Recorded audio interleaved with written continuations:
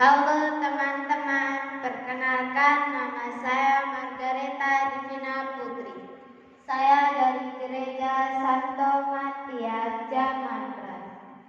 Di sini saya mewakili lomba bertutur kitab suci dari Injil Lukas bab 10 ayat 25 sampai 37. Orang Samaria yang murah hati. Nah teman-teman, pada suatu zaman berdirilah seorang ahli Taurat untuk mencobai Yesus. Katanya, "Guru, apa yang harus kuperbuat untuk memperoleh hidup yang kekal?" Yesus pun menjawab, "Apa yang tertulis di dalam hukum Taurat dan apa yang kau baca di sana?"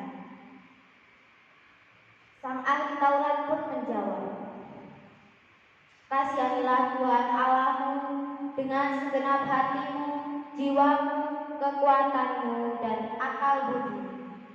Dan kasihilah sesamamu manusia seperti dirimu sendiri." Yesus pun membenarkan jawaban sang ahli Taurat. Tetapi untuk membenarkan dirinya, ia pun bertanya kembali, "Dan siapakah sesamaku manusia?" Yesus pun memberi perumpamaan. Ada seorang turun dari Yerusalem ke Yeriko. Ia jatuh ke tangan penjahat-penjahat yang bukan saja merampoknya habis-habisan, tetapi memukulnya hingga tak berdaya, setelah itu meninggalkannya. Kebetulan ada seorang imam turun melalui jalan itu. Ketika ia melihat orang itu, ia pun meninggalkannya dari seberang jalan. Demikian juga seorang suku lain. Ketika ia melihat orang itu pula, ia meninggalkannya. Lalu datang dari orang Samaria yang hendak dalam perjalanan menuju ke tempat itu. Ketika ia melihat orang itu, tergeraklah hati oleh belas kasihaninya.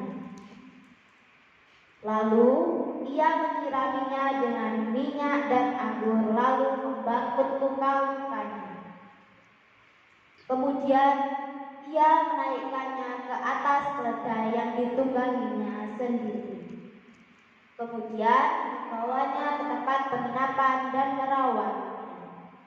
Keesokan harinya, ia menyerahkan 2 dinar kepada pemilik penginapan itu dan berkata, "Rawatlah dia, dan jika kau belanjakan lebih dari 2 dinar ini, maka aku akan menggantinya saat aku kembali."